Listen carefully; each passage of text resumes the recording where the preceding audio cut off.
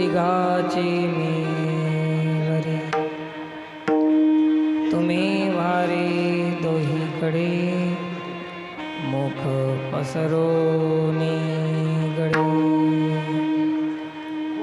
वाहती त्या धारा घ्या रे दोहीच्या कोपरा तुका म्हणे हाती टोका अधिक नेदी एका तुम्ही वारे दोहीकडे मुख पसरोनी पांडुरंग करो रथमन पांडुरंग करो रथमन पांडुरंग करो रथमन पांडुरंग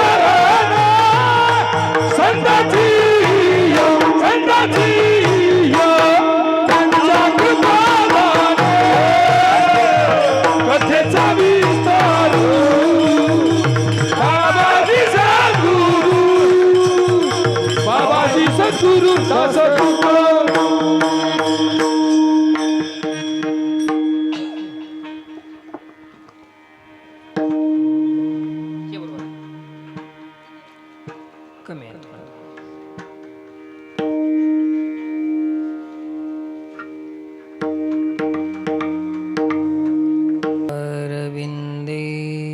अरविंदेन पदारविन्दं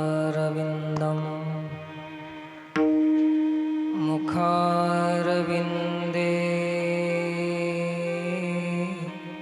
विनिवेशयन्तम्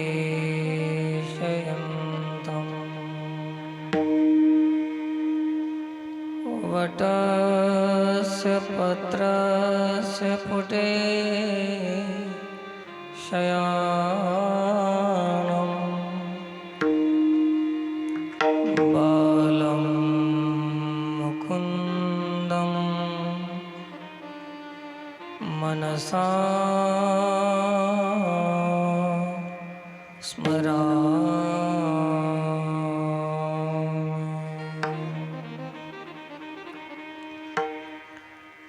कृष्णाय वासुदेवाय हरये परमात्मने प्रणतक्लेशनाशाय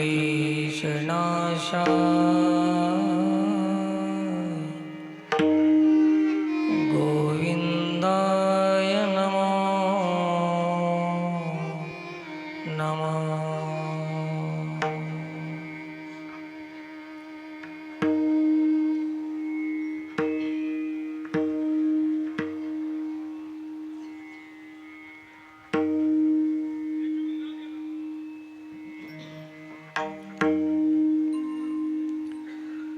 भगवत कृपेने आज आपल्या अखंड हरिनाम सप्ताहाची काल्याचे कीर्तनाने सांगता होत असून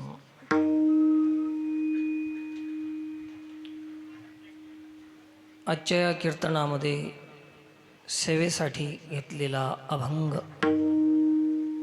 जगद्गुरु श्री संत तुकोबाराय यांचा हा अभंग आहे. 1 तास भगवत चर्चा. विषय प्रवेश करण्यापूर्वी श्री गुरुचं स्मरण वंदन करून आजच्या कार्यक्रमात उपस्थित समस्त संतजन, भाविक भक्तजन, श्रोतागण, लहान थोर, मातृशक्ती असे या सर्वांनाच या व्यासपीठावरून साष्टांग दंडवत प्रणाम आहे. शांत प्रसन्न चित्त होऊन 1 तास 1.5 तासाची सेवा असेल, श्रवण करायचं आहे.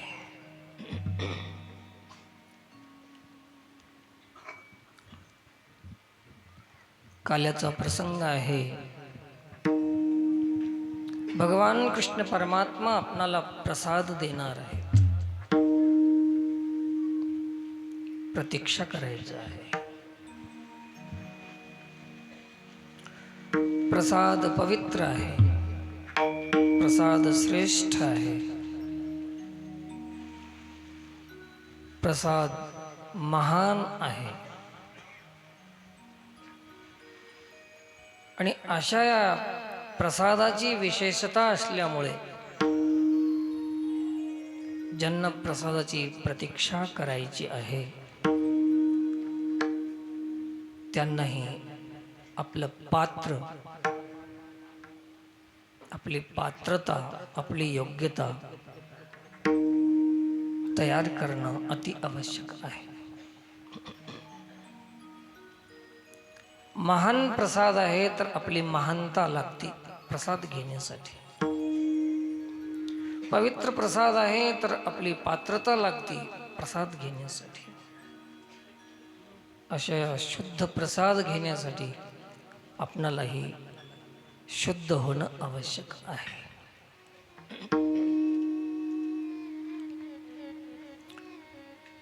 आणि साधू संतांनी आपणाला असा संप्रदाय दिलेला आहे. प्रसाद घेण्याची वेळ येईपर्यंत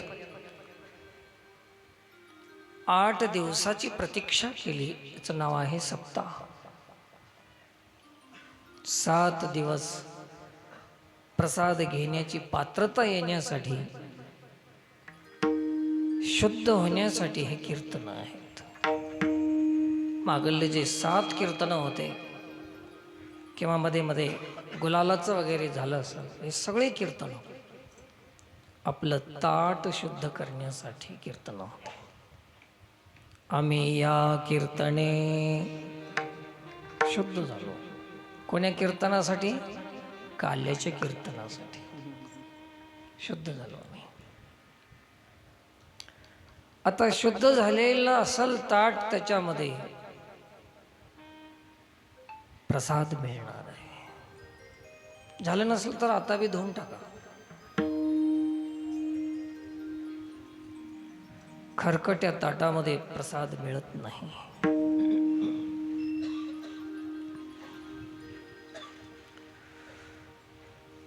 परमार्थ क्षेत्रामध्ये प्रत्येक साधकाला हे ध्यान ठेवणं अति गरजेचं आहे, आवश्यक आहे की सध्याच्या काळामध्ये परमार्थाचे भगवान कृष्ण परमात्मा सांगतात की कुठल्याही गोष्टीचे 3 प्रकार होतात. राजस, तप असेल तर 3 प्रकारचा आहे. राजस, तामस, सात्विक. श्रद्धा असेल तर 3 प्रकारची. त्याच्यावर तर एक अध्यायच बनवला आहे. श्रद्धा त्रय विभाग योगो नाम. कुठल्याही गोष्टी 3 प्रकारच्या असतात. त्याच्यातले तुम्हाला प्रकार सांगून पुढे जाऊ. 3 प्रकार. एक प्रकार असा आहे की परमार्थ करणाऱ्यांनी परमार्थाचा उद्देश ठरवणं अत्यंत आवश्यक आहे. सुरुवात करण्याच्या आधी काय करावं? उद्देश ठरवा की मला करायचं आहे तर कशासाठी करायचं आहे.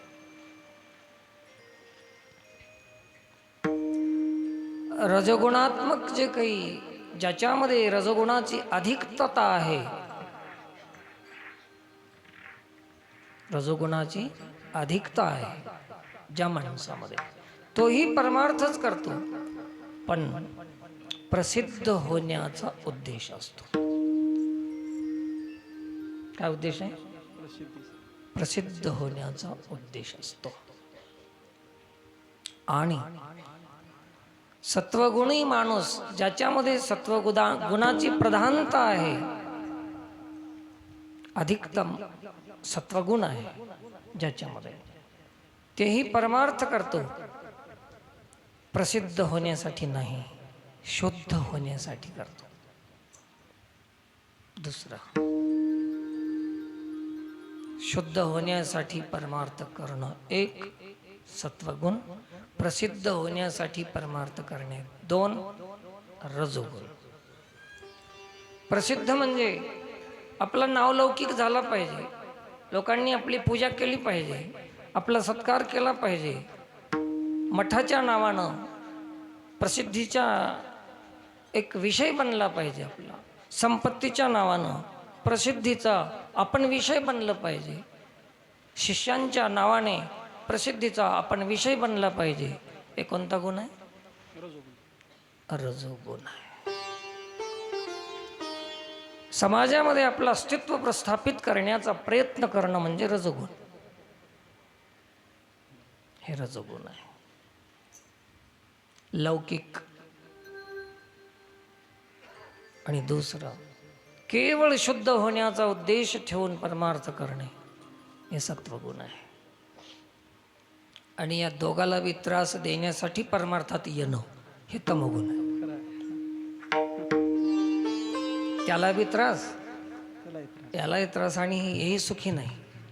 हे त्रिवर्ग, असे त्रिवर्ग परमार्थामध्ये असतात. आणि काला त्या माणसाला आहे की या तिन्हीतून जो अतीत होतो त्याला गुणातीत असं नाव आहे. आजचा अभंगच त्या अनुषंगाने घेतलेला आहे. अभंगच त्या अनुषंगाने गुणातीत. तुम्ही आपल्या आपल्या आत्म्याला विचारून परमार्थ करा आणि विचारा की आपण शुद्ध होण्यासाठी परमार्थ करीत आहोत की प्रसिद्ध होण्यासाठी. प्रसिद्धी झाली पाहिजे. प्रसिद्ध झालेल्या माणसाला काय परिणाम मिळतात आणि शुद्ध झालेल्याचा परिणाम काय आहे याच्यावर विचार. प्रसिद्ध झालेल्या माणसाला लोकमान्यता मिळते. प्रसिद्ध झालेल्या माणसाला सन्मान, सत्कार, प्रतिष्ठा, लोकमान्यता इत्यादी मिळते. लोक मानतात प्रसिद्ध झालेल्याला, आणि शुद्ध झालेल्याला देव मान्य होतो. देव मान्य, त्याला देव मानतो. लोकांचं काही देणं घेणं नाही त्याला. देवप्रिय आहे. एक आहे परमार्थातला भाग लोकप्रियता, आणि दुसरी आहे देवप्रियता. देवप्रियता. आपणाला कोणती आवडते? काला पाहिजे असेल तर. या सगळ्या प्रियता निघून गेल्यानंतर, गुणातीत झाल्यावर मग काला आहे. तोपर्यंत काल्यापर्यंत मजल गाठणं शक्य नाही. हे प्रसिद्धीचा भाग बनून गेला सप्ता.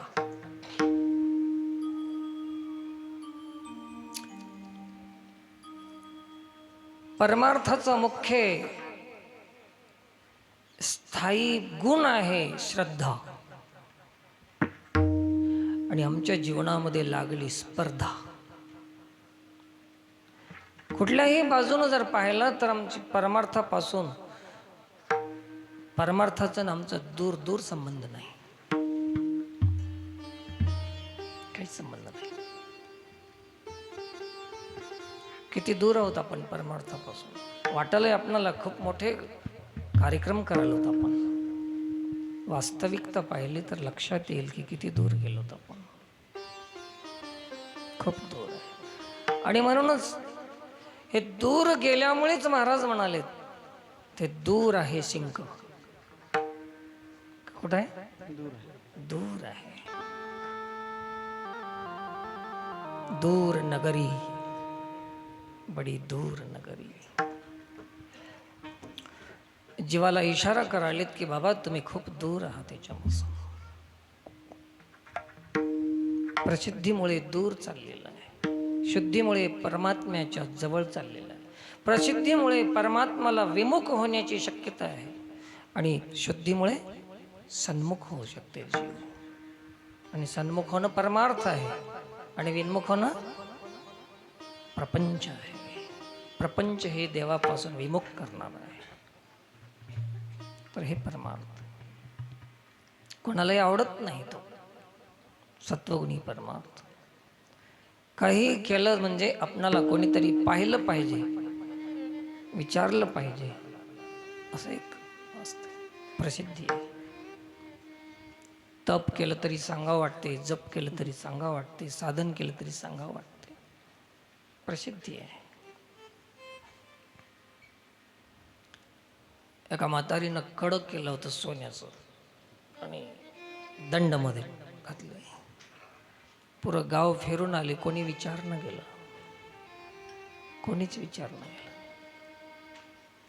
परत घरला आली आणि तिची झोपडी फुकून दिली. तिला झोपडी फुकून दिली. संध्याकाळची वेळ झाली होती, रात्रीची वेळ. काही लोक विजवायला आले. एक बाई बी आली पळत. म्हातारीची झोपडी जळून चालली आणि त्या इष्ट्याच्या उजेडानं ते चमकलं हातातलं. आणि त्या तेवढ्या जळत्या झोपडीच्या त्या प्रसंगामध्ये त्या बाईने विचारली, आजी कवा घेतली शकड? तिनं म्हणली, अगं आधी विचारले असतेस तर झोपडी फुकली नसती मी.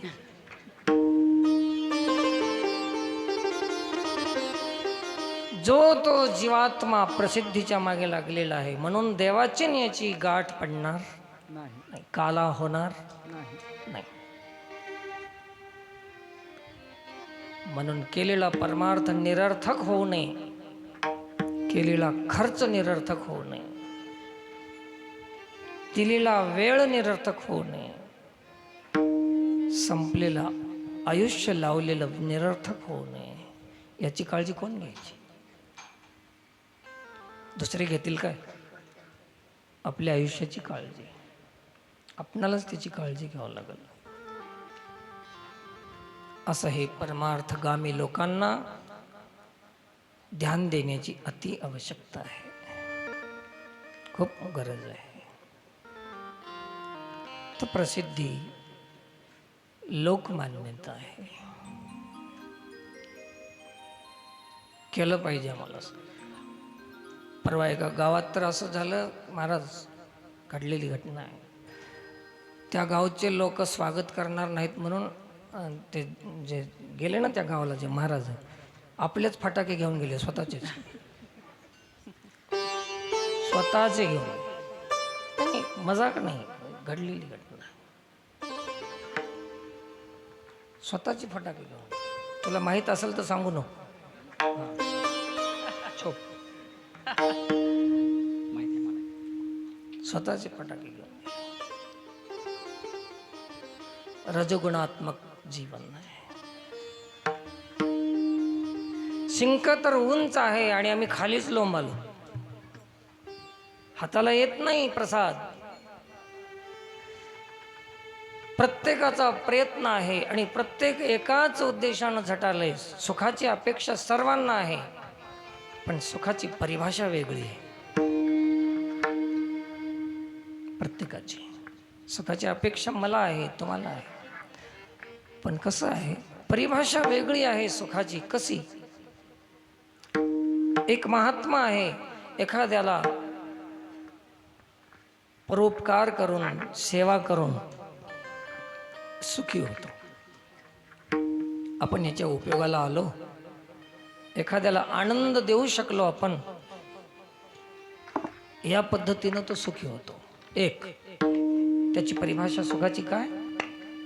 दुसऱ्याला सुख देण्यामध्ये सुख मानतो, हे त्याची परिभाषा आहे. आणि एखाद्याची अशी परिभाषा आहे की जमल तेवढं त्याला त्रस्त करायचं, त्याला त्रास द्यायचा, अन्याय करायचा आणि त्यानं दुःखी झालेलं पाहिलं सुखी व्हायचं. ह्याची परिभाषा बघा सुखाची. किती वेगवेगळ्या परिभाषा आहेत सुखाच्या. पण असे प्रत्येक करणं सगळं सुखासाठीच. दुसऱ्यावर उपकार करणं बी सुखासाठी आणि दुसऱ्याला दुःख देणं बी सुखासाठीच. ही परिभाषा प्रत्येकाची वेगवेगळी. याचं कारणच आहे की हे आपल्या गुणावर अवलंबून आहेत. ज्याच्यामध्ये जो गुण आहे तो त्या परीनं त्या सुखाची परिभाषा करतो. दुःख देण्यामध्ये सुख मानतो कोणी, सुख देण्यामध्ये सुख मानतो. आणि ही गुणाची गडबड आहे जरा. हे गुण आहेत, जोपर्यंत हे गुण आहेत तोपर्यंत गुणानं राहू देत नाहीत. काही ना काही करायला होतं, प्रवृत्ती निर्माण करतात. असं झालं पाहिजे, तसं झालं पाहिजे, ते केलं पाहिजे, हे केलं पाहिजे. चंचल बनवतात गुण. रजोगुण बसू देत नाही, स्थिर होऊ देत नाही. तमोगुण उठू देत नाही. झोपेचीच आवड असते त्याला. तमोगुण जास्त झोप आवडते, कीर्तनात बी झोप येते. कोणता गुण आहे त्याच्यामध्ये? तमोगुणाची प्रधानता आहे. नाही, एखाद्याने जागरण केलं असेल तर झोप येणं ते वेगळं आहे ना, ते वेगळी गोष्ट आहे. पण तमोगुण आणि तमोगुण, रजोगुण, सत्वगुण या तिन्ही गुणाचं कशावर अवलंबून आहे तर केवळ खाण्यावर अवलंबून आहेत. अन्नावर, आहारावर अवलंबून आहे हे तिन्ही गुण. आम्हाला काही लोक म्हणतात की काय खाता महाराज एवढं एवढं आणि घ्या की थोडं. म्हणजे यांनाही झोपायचं आणि दुसऱ्यालाही झोपू घालायचं. स्वतःची काळजीच नाही तर याला देशाची, राष्ट्राची, धर्माची काळजी केव्हा करणार? कुंभकर्ण.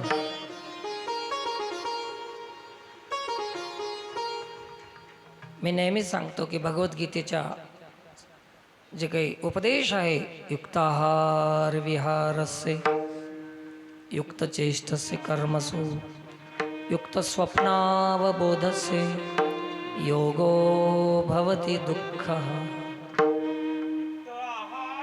विहार नेमयिंद्रियाची सार नसावे बासर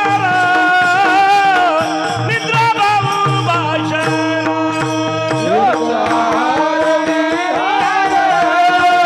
नेमयिंद्रियाची सार नसावे बासर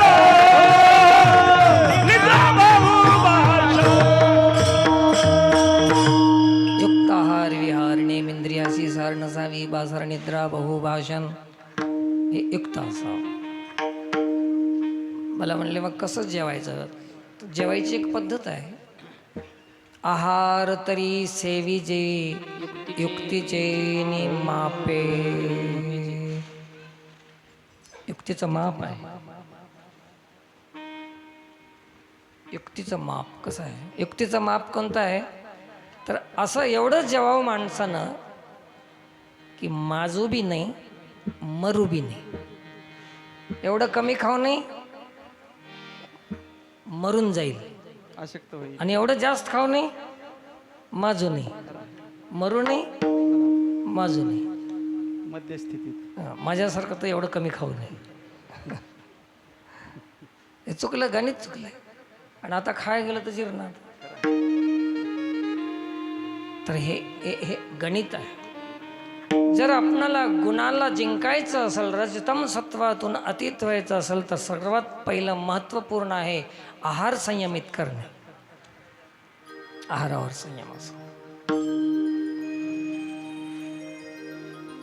आणि सात्विक आहार घेणे.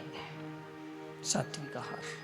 म्हणून भगवान कृष्ण परमात्माने शिंक्याकडेच घेऊन गेलं. याचं कारण एकच आहे की त्या काळामध्ये पुष्टी, तुष्टी, संतुष्टी असे प्रकार ज्या आहारातून मिळतात, ज्याच्यामध्ये सारे घटक मिळतात शरीरामध्ये, असा आहार म्हणजे गाईच्या दुधातून, तुपातून, दह्यातून, लोण्यातून मिळतं. काल्याचं कीर्तन काय शिकवते?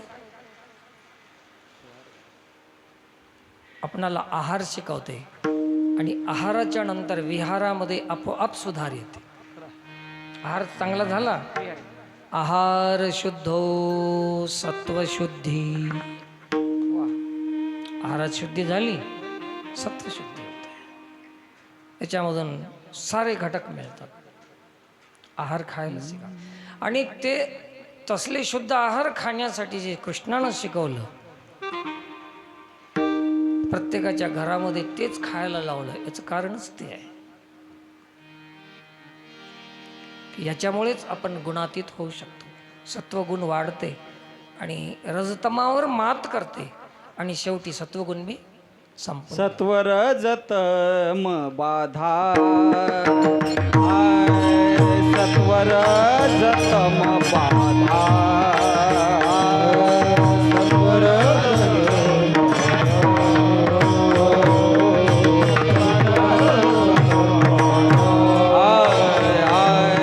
सत्वर जतम बाधा सत्वर जतम बाधा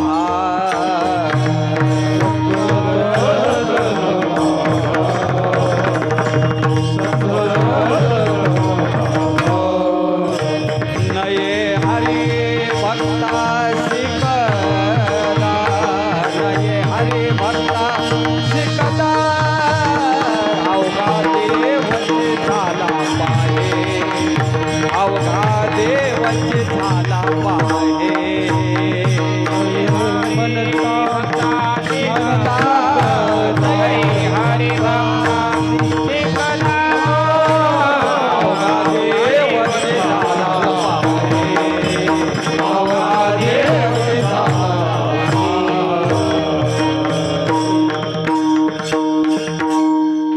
समर्पक आहे. प्रमाण सत्वरजतम बाधा हरिभक्तासी नवे नये हरिभक्ताशी कदा नये हरिभक्तासी कदा. आणि असं झालं म्हणजे ते देवच झाला की अवघा देवची झाला पाहे अवघा देवची झाला पाहि, देवच होऊन जाते. हे शिकण्यासाठी परमार्थ सप्ते कथा हे सगळं आपल्यात यावं, हे करावं, हे शिकावं म्हणूनच आहे. हे जर नाही आलं काही तर आपण कसलेही सप्ते करा, परिणाम उग विनाकारणच आहे. काय टाइमपास, मजा आली म्हणायचं, मजा आली नाही, मजा गेली होती ते आहे की नाही. हे जर नाही आलं तर मजा नाही त्याच्यामध्ये. मजा नावाच्या जाग्यावर सजा येऊन बसते. सजा. आहार खायला शिका. तर सत्वरजतम हे गुणातीत होण्यासाठी पहिले सत्वगुण पाहिजे. आणि सत्वगुण महानता आली, प्रधानता आली की रजतमाचा निराश करून टाकते, निरस करून टाकते आणि त्याच्यानंतर सत्व बी संपून जाते. मग उरलं काय? परमात्मा. गुणातीत झाला की जसं अग्नी लाकडाला धरल्यानंतर लाकूड संपला की अग्नी बी संपून जातो, तसं सत्वगुण बी पुन्हा राहत नाही. सत्वगुण बी राहिल्यावर बाधकच आहे. ते तरी काही चांगलं नाही. अहो सोन्याची बेडी काय आणि लोखंडाची बेडी काय? बेडीचं बेडी. तसं हे सारे गुण. आणि म्हणून आजच्या अभंगामध्ये महाराज सांगतात की असं हे गुणातीत झाल्यावर, मी गुणातीत झालो आणि मग ते काला हाताला आला. कुठं होता ते? अभंगाचं पहिलं शिंके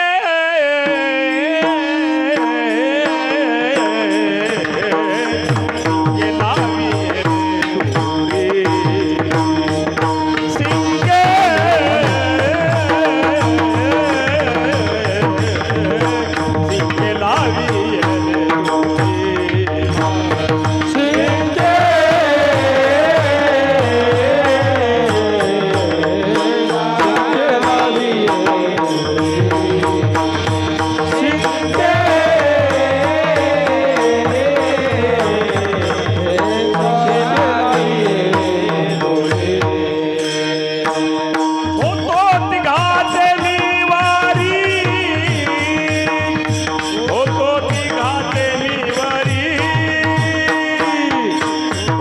तिघाचे निवारी होतो तिघाचे निवारी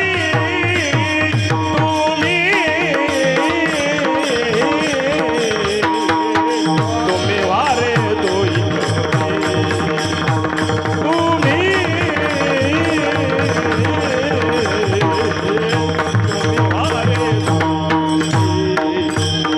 हे होतो तिघाचे निवारी, होतो तिघाचे निवारी, होतो तिघाचे निवारी, होतो तिघाचे निवारी,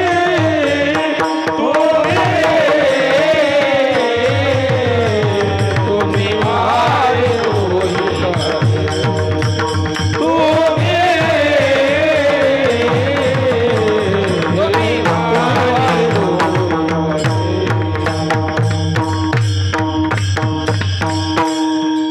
शिंक्यावर ठेवलेलं लोणी आहे, दही दूध आहे, शिंक्यावर आहे, वर आहे. जे श्रेष्ठ वस्तू आहे ते उंच असते, जे चांगली वस्तू आहे ते उंच असते. परमार्थ हा उंचावरला भाग आहे, खालच्या विचाराचा तो भाग नाही. वैर, विरोध, द्वेष, ईर्षा, मत्सर हे सगळ्या खालच्या गोष्टी आहेत आणि परमार्थ या सगळ्यांच्या वरची घटना आहे. मागे एक वेळेस चर्चा झाली होती. श्री संत भगवान बाबा कुठं राहतात? गडावर राहतात. कुठं राहतात? गडावर राहतात. जिथं चढावर चढून जावं लागते त्याचं नाव गड आहे. गड नाव कशाचं? तिथं चढून जावं लागते त्याचं नाव गड आहे, खाली नाही, दूर आहे गड. कशावर चढून जायचं? काला सांगाल होतो मला काला. जिथं विषमता आहे, भेद आहे, भेद अनेक प्रकारचे आहेत, परिस्थिती भेद, जाती भेद, धर्म भेद, संप्रदाय भेद, हे सगळे खाली टाकून वरी जावं लागतं. कुठं जायसाठी? गडावर जायसाठी. परिस्थितीचा भेद, उच्च नीचता भेद आहे, विषमता आहे, गरीब श्रीमंत आहे, श्रेष्ठ कनिष्ठ आहे, जातीचा भेद आहे, अनेक प्रकारचे हे भेद आहेत ना. हे हलक्या गोष्टी आहेत. कशा? हलक्या गोष्टी आहेत. हे जीवात्मा झाल्यानंतरच्या गोष्टी आहेत, ह्या शिवाच्या गोष्टी नाहीत. जिथं शिवतत्वाकडे जायचं असेल तर हे सगळं सोडूनच जावं लागतं. म्हणून बाबा कुठं बसले? गडावर बसले. कमीत कमी हे तर कळल समाजाला की गड म्हणजे काय. चढून यावं लागतं, सगळं तुडवून जावं लागतं. अरे एवढंच काय, सोडा. तुकोबरायनं तर सांगितलंय, हे तुडवून तर आम्ही गेलोच, भेद स्वर्गाची बी पायरी केली आम्ही. तुडविलं तुका म्हणे पावटणी, तुका म्हणे पावटणी, तुका म्हणे पावटणी,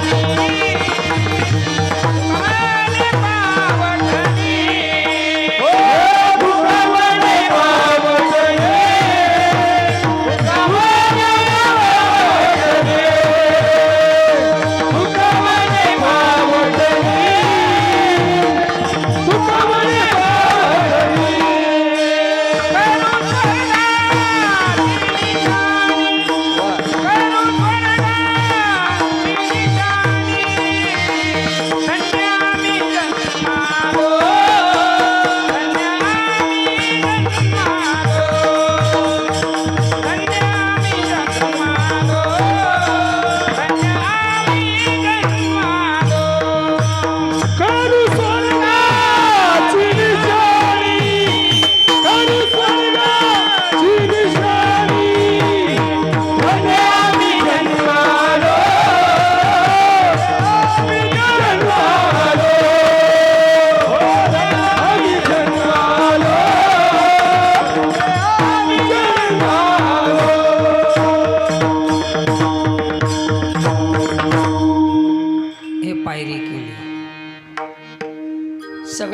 संपत्तीला, नाशवान पदार्थाला, पदाला, वस्तूला, जेवढे जेवढे काही आपली प्रतिष्ठा आहे, मान आहे, सन्मान आहे, सगळं तुडवून वरी जावं लागतं. त्याचं नाव गड आहे. गड. गडाची परिभाषा जर चुकीची असली तर दंड द्या मला. कोण्याही मोठ्या शास्त्रीपाशी न्या, कोण्याही मोठ्या महंतापाशी न्या. हे जर परिभाषा चुकीची असेल तर वाटेल ते दंड भोगायला तयार हो. सगळं तोडून वरी गेल्यावर ते गड आहे. सगळं तोडून जावं लागते. मान, सन्मान, प्रतिष्ठा. महंत शब्दाचा अर्थ आहे महानतेचा अंत झाला ज्याच्या जीवनामध्ये, त्याचं नाव महंत आहे. नाव महंत नाही, त्याची स्थिती महंत आहे. स्थितीचं नाव महंत आहे, माणसाचं नाव नाही. महंत ते गड आहे. आणि एवढ्या गडावर गेल्यानंतर भगवान बाबा राहत नाही तिथं, केवळ भगवान शिल्लक राहते. केवळ भगवान. आपण ज्याला बाबा म्हणतो ना, ते बाबा शिल्लक राहत नाही. बाबा शब्द निघून जाते आणि काय राहते तिथं? भगवान. केवळ भगवान. ते स्थिती त्या महंताची, त्या महात्म्याची आहे, असं त्यांनी आपल्याला संकेत केलेला आहे. कोणी समजून घ्यायला तयार. म्हणजे सांगायचं की अर्थ काय की उंचावरची गोष्ट चालली म्हणून मी हे तुमच्या ध्यानात आणून दिलं. उंच म्हणजे काय, कशावर उंच जावं लागते, कसं जावं लागते, कोण आहे उंच, या सगळ्या गोष्टीतून जो मुक्त झाला, बाहेर पडला, तो उंच आहे. त्या ठिकाणी संत आहेत, त्या ठिकाणी पूज्य भगवान बाबा आहेत, तिथं आहेत. मग तिथं जाण्यासाठी आपणाला कसं जावं लागते, त्याच मार्गानं जावं लागेल. वेद मार्गे मुनी गेले, तेची मार्गे चालेलो, नकळेची विषयांधा, कितीही कीर्तन केलं तर कळत नाही, मनोनी उघड बोलिलो. उघड बोलण्याचं कारण काय पडलं, विषयांध समाजाला कळत नाही म्हणून उघड बोलावं लागलं. महाराज म्हणाल, मी नाही, मी बी तुमच्यातलंच आहे, शाना नाही. गोष्टी शानपणाच्या आहेत. व्यासपीठावरून सत्य बोलता येते, पण सत्य स्वीकार करणं फार कठीण आहे. व्यासपीठावरून सत्य बोलता येते, सत्यच बोलावं लागते व्यासपीठावर, पण सत्याचा स्वीकार करणं, व्यासपीठावरून बोलणं म्हणजे स्वीकार करणं नव्हतं. जेव्हा व्यासपीठावरून उतरते त्या पद्धतीचा व्यवहार त्याच्या जीवनामध्ये होते, तेव्हा ते सत्याचा स्वीकार आहे. हे परिस्थिती आहे. म्हणून शिंकेला वेले दुरी, होतो तिघाचे मी वरी.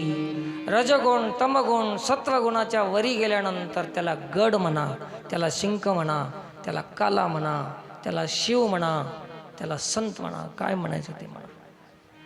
ही सगळी परिभाषा उच्च कोटीची आहे. आपल्यासारख्याच्या भावनेतून ती नाही मिळणार, खूप दूर आहे. बरेच लोक प्रयत्न करायलेत, पण ते वरी राहिलं नाही, खालीच फिरायला, ते राहिलं उंच. 3 पोरं असं वाक्य केले, त्याच्यावर परमात्मा वरी झाले, असं अभंगाचा एक शब्दार्थ आहे. आणि भावार्थ आहे, रजतम सत्वाच्या उंच गेले, इथं परमात्मा आहे, तिथं भगवान आहे. आता हे सोहळे झाले त्रिभुवन, आता हे सोहळे झाले त्रिभुवन, आता हे सोहळे झाले त्रिभुवन, आता हे सोहळे झाले त्रिभुवन. विषमधुन सांडियेले, आता हे सोहळे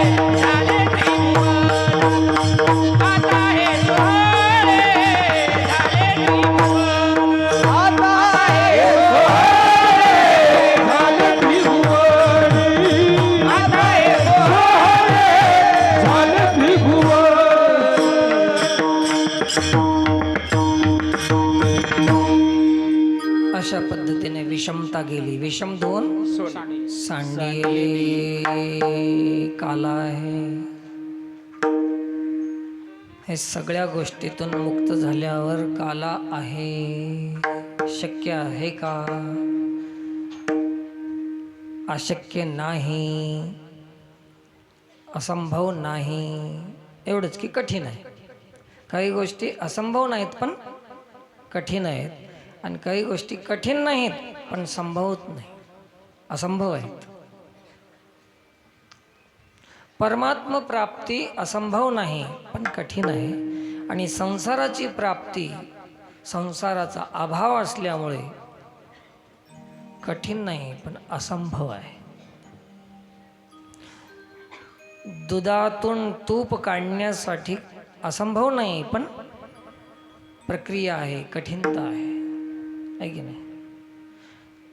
दूध काढाव, आधी म्हैस घ्याव, त्याला चारा घालाव, पोसाव, वाचवाव, मग ते जनाव, ते मग दूध द्यावं, मग ते दूध काढावं, ते तापवावं, ते मांजरापासून सांभाळून ठेवावं, त्याच्यापासून त्याला सुरक्षित ठेवावं, पुन्हा ते मग दही बनवावं, मग मंथन करावं आहे की नाही? ते बी करायला यावं आहे की नाही? करायला बी यावं लागते की ज्याच त्यानंच करावं लागते. त्याच्यामध्ये मंथन क्रिया होती. ह्याच्यामध्ये दोघं नवरा बायकोचं भांडण लागलं. नवऱ्यानं म्हणलं तू काय मस्त घरी राहतेस, आराम करतेस, मला शेतात जावं लागते, तुला कळणार मला किती मेहनत आहे, मला किती कष्ट आहे, तुला काय रिकामं खातेस वगैरे वगैरे. हिनं म्हणली मग एक काम करू, आजपासून तुम्ही घरी राहा, मी शेतातलं करते, तुम्ही घरी राहा, घरचं करा. त्याने म्हणला हो जा. हिनं बैल घेऊन शेताला गेली आणि ह्यानं ताक करायला निघाला. कधी नाही ते ताक करायला बसला. त्याला रवी कुठं वडा येते, ते गेला डेरा फुटून, ते ताक गळून चाललं. आता आल्यावर आपली बरी गत नाही म्हणून फाडलं धोतरण, त्याला बोळे बसवाला, इकून एक बोळा तिकून एक बोळा. ते थांबते का ताक? हिने गेली शेताला, बैल चारली, पाणी पाजवायला नदीला आणली. पाणी पिताना जनावराची एक सवय असते की पाणी पिताना ते लघवी करतात. हिने कधीच पाहिली नव्हती ते. हिनं म्हणली माय बैल फुटलं की आता काय करावं? ते बी भीत घरला आली.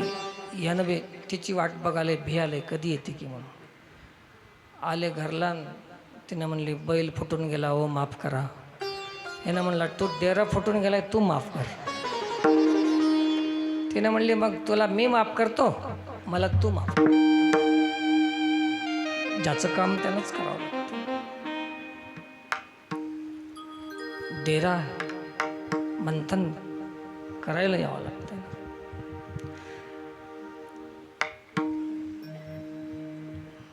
तर त्या मथुऱ्यामध्ये, गोकुळामध्ये भगवान कृष्ण कुठं होते? ही लीला कुठली आहे? गोकुळातली आहे. मथुरेतून तर तेव्हाच गेले. मंथन क्रिया होती. मंथनाचा अर्थ सांगितलेला आहे शास्त्रानं. कृष्ण मायेते ज्ञान कळा, तिचे पोटी हरी अवतरला, तिने मंथना आरंभ केला, विचार मांडिला सारा सार. मंथन शब्दाचा अर्थ काय? सार आणि असार हे दोन भाग करणे नामे मंथन. मग असं मंथन केल्यावर काय निघलं? ऐसे मंथन मंथित, तेथे सारवरी आले नवनीत, सोहम भावे डेरा घुमत, विपरीतार्थ सांडोनी. तुम्हाला प्रत्येकाचं शरीर हे डेरा आहे आणि हे घुमाला आहे डेरा. याच्यामध्ये साराचा विचार चालू आहे ना, हेच मंथन चालू आहे. ग्राह्य काय, अग्राह्य काय, काय करावं काय करू नये, कार्य काय अकार्य काय, याचं मंथन, हेच मंथन आहे. मंथन म्हणजे केवळ दह्या दुधाचंच नसते. विचार मंथन हे ज्याला करता येते, ज्याच्या जीवनामध्ये त्याचं जीवन गोकुळ आहे. त्याचं जीवन गोकुळ आहे आणि तिथं कृष्ण आहे. ते करता येत नाही. आम्ही नुसत्या कथाच ऐकतो की गोकुळ होतं मन, कृष्ण होता मन, दही होतं मन. मनावरच चाललंय. मन नाही. तुम्हाला करायचं आहे ते गोकुळ, तुम्हाला करायचं आहे ते मंथन, तुम्हाला पाहायचं आहे कृष्णाला. तुमची गरज आहे ते. असं ते गोकुळामध्ये झालं. तर ते डेरा सोहम भावे डेरा घुमत. लोणी काढायच्या आधी आवाज वेगळा राहते डेऱ्याचा आणि लोणी निघून गेल्यावर आवाज वेगळा होते. आधीचा आवाज राहते अहम आणि लोणी निघाल्यावर राहते सोहम. खळ खळ खळ खळ असा डेरा. त्या डेरा दोरी राहते, त्याला एक दोरी पुढे वाढलं तर एक मागे जाते, एक इकडं वाढलं तर एक तिकडं जाते. दोन्ही वाढता येत नाही. असं नाही वाढत ते. मंथन कसं होते? मागे पुढे. त्याला मंथन म्हणतात. मागे पुढे विचार करावं, मागलचा पुढचा आणि वागावं, त्याला म्हणतात मंथन. दोरी मागे पुढे राहते. एकदाच असं वडावं दोरी होते मंथन. निघल लोणी नाही निघत. तसं ह्या डेऱ्यामध्ये मागे पुढे काय चालू आहे? तर काही वेळ एका नाकपुडीतून श्वास चालते आणि काही वेळानंतर ते बंद होते आणि हे नाकपुडी चालू होते. त्याला म्हणतात रेचक कुंभक. त्याला म्हणतात इडा पिंगळा. त्याला म्हणतात सूर्य चंद्र नाडी. हे एक चालते, एक मागे एक पुढे. हे जे चालते ना, हे मंथन चालू आहे आपल्या डेऱ्यामध्ये. हे थोडीशी गोपनीयता आहे, एवढंच सांगतो. आणि ते म्हणून हे मंथन आपल्या डेऱ्यामध्ये चालू आहे. तर असं हे काला आहे. माय काय बी सांगाय नाही, ते गोष्टच सांगाय नाही कीर्तनात काल्याची. आता सांगल तवा सांगल काय दुसरंच. दाढी वेणीची गाठ माराय नाही, ते मडकं फोडाय नाही, कीर्तनच नव्हते. आता काही लोकांनी लोकाला असा दिशाभूल बी केली आहे की त्याला काल्याचं कीर्तनच येईना आणि लोक त्याचंच ठेवतात. म्हणजे काला म्हणजे हे आता हसवायचं त्याला, आणि हसवायचं फक्त फसवायसाठीच, दुसरा त्याचा काही उद्देशच नाही. असं हे काला आहे. तर चला, शंकेला वेले दुरी होतो तिघाचे मेवे. वरी जाऊन त्यांनी काय केलं? पोरांना सांगितलं, तुम्ही वारे दोहीकडे मुख पसरोनी गडे. मी वर जातो, ठोका मारतो. ठोका मारल्यानंतर तिथून एक धार निघते. एक धार निघाल्यानंतर मी माझी वंजळ धरतो आणि वंजळ धरल्यानंतर मी माझ्या वंजळीनं पित असताना उरलेलं तिथून निघाल्यावर एक धार निघते आणि खाली आल्यावर वंजळीच्या कोपराच्या घ्यारे दोहीच्या कोपरा निघताना एक निघते. नाभीपासून येणारा श्वास एक येतो आणि त्रिकुट शिखरातून बाहेर आल्यानंतर ते 2 धारा होतात त्याच्या. हे 2 धारा बाहेर आल्या. हे सगळं पोरांना सांगितलं, आपल्या जीवनाचं महत्त्व त्यांच्या लक्षात आणून दिलं. असं हे काला भगवान कृष्ण परमात्म्याने केलेलं आहे. असं वेरी कथा आहे की गोकुळामध्ये जन्माला आले कृष्ण परमात्मा. त्यांनी काला खाला, सगळ्यांना पोरांना घेऊन गेलं, घरोघर केल्या, चोऱ्या केल्या. चोऱ्या केल्याचा अर्थ आहे की हे जे परमार्थ आहे हे चोरूनच करायचं आहे. याची गोपनीयता आहे. परवा झालं ना गोपी म्हणजे काय. आता डबल नको सांगणं, ऐकले असतील सर्वांनी, दिले ना ते कीर्तन. त्याला म्हणतात गोपी. चोरून करावं लागते परमार्थ. आपणाला चोरून करायचं आहे ते संसार आणि उजागर करावं वाटते ते परमार्थ. खरं तर त्याला उजागर केल्याशिवाय त्याची पवित्रता येत नाही संसारामध्ये, आणि ह्याला चोरून केल्याशिवाय याचं जे काही हे आहे ते शक्ती आहे, वास्तविकता आहे, ते टिकून राहत नाही. उलटं लागलं कनेक्शन. त्याला चोरून करायच्याला उजागर करतात, उजागर करायच्याला चोरून करतो आपण. तेच तर मुश्किल आहे. तर असं हे सगळं झालेलं आहे. असो, सगळे चरण झालेच आपले. तर या पद्धतीनं त्या गोकुळामध्ये काला केला. भगवान कृष्ण परमात्मा 5 वर्षाचे झाले आणि रोज गाऱ्हाणे येऊ लागले कृष्णाचे. चांगल्या माणसाचे गाऱ्हाणे तर येतातच, आणि जे काही वाईट होतं, जे काही विकृती होती, जे काही शास्त्रविरुद्ध होतं, त्याच्या विरोधात कृष्णानं काम केलं. आणि त्याच्यामुळे त्या काळचा समाज, त्या गोकुळातला समाज बी यशोदेकडे, नंदाकडे, नंदराजाकडे ते गाऱ्हाणे घेऊन येऊ लागले की तुमचा कृष्ण आमची परंपरा मोडत चाललेलं आहे, आमचं सिद्धांत मोडत चाललेलं आहे. कारण की त्यांनी सत्य प्रगट करण्याचा प्रयत्न केला होता कृष्णानं. त्याही काळात त्यांना त्रास झालाच. असे गाऱ्हाणे येत असताना माता यशोदा म्हणाले की बेटा आता 5 वर्षाचा झालास, आता गावातले गाऱ्हाणे नको, गावात राहू नको, तू गाई गोपाळ घेऊन रानात जा, शेतात चरायला घेऊन जा. असं सांगून भगवान कृष्ण परमात्म्याने आईची आज्ञा मान्य केली आणि गाई गोपाळ शिदोऱ्या घेऊन रानात गेले. विठोबा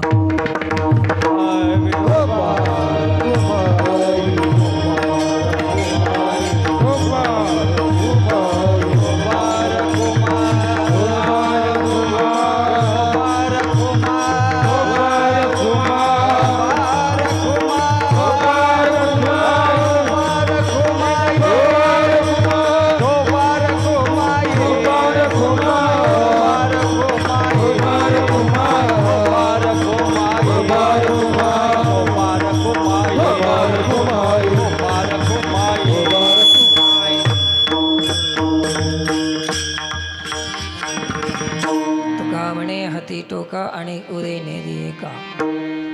परमात्मा इथं आपल्या मनुष्य देहाला घालून मृत्यू लोकामध्ये पाठवून देत असताना सगळ्यांना सारखी शिदोरी दिलेली आहे. परमात्मा प्राप्तीचा अधिकार सर्वांना सारखा दिलेला आहे, नक्की संसारातला अधिकार सर्वांना सारखा नाही. लक्षात आलं? संसारातला अधिकार सर्वांना सारखा नाही. अधिक उणे नेदी एका. सगळ्यांना परमात्मा प्राप्तीचा अधिकार भिकारी करू शकते, राजा करू शकते, मध्यमवर्गीय करू शकते, शेतकरी करू शकते, कोण्याही क्षेत्रातलं काम करणारा असं करू शकते, त्याला अधिकार आहे. हां, संसारामध्ये समान अधिकार नाही. कोणाला पद आहे, कोणाला मिळत नाही, कोणाला नोकरी आहे, कोणाला मिळत नाही, कोणी श्रीमंत आहे, कोणी राहत नाही. पण हरीची प्राप्ती सर्वांना आहे आणि ते कोणी करत नाही. ते अधिकार मनुष्य जन्माला आहेच. गरीब राहो, श्रीमंत राहो, लहान राहो, मोठा राहो, हे राहो, ते राहो, कोण्याही गावातला राहो, कुठला राहो, अधिकार आहे. चला, तर परमात्मा प्राप्तीचा अधिकार आहे असं आपण लक्षात ठेवून परमात्मा प्राप्तीचा प्रयत्न करण्यासाठी एक सत्याच्या मार्गाने जाण्याचा आपण प्रयत्न करूया. आपल्या गावातील समस्त तरुण मंडळी